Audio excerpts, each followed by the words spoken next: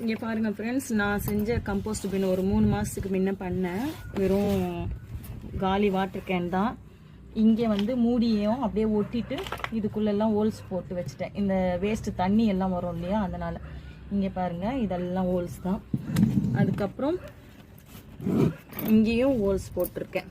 பேக்கில் என்ன பண்ணியிருக்கேன்னா, இந்த மாதிரி ஓப்பன் பண்ணி நம்ம எடுக்கிறதுக்காக, இப்படியே இருக்கிறதுக்காக ஸ்க்ரூலாம் போட்டு வச்சுருக்கேன்.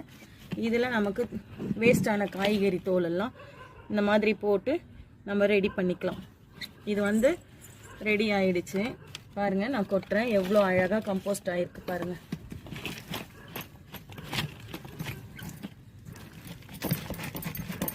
இது ஃபுல்லாக போட்டிருந்தேன். எவ்வளோ கம்மியாக இருக்குது பாருங்கள். எல்லாமே மண்ணாயிடுச்சு. 1 2 இதுவாக இருக்குது.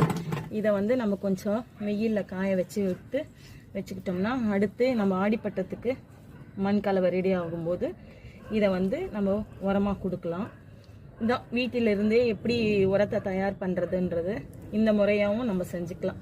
வேஸ்டெல்லாம் வச்சு, காய்கறி வேஸ்டெல்லாம் இதெல்லாம் வந்து அடுத்து திருப்பியும் பின்னில் போட்டோன்னா திரும்பியும் நமக்கு கம்போஸ்ட் கிடைக்கும்.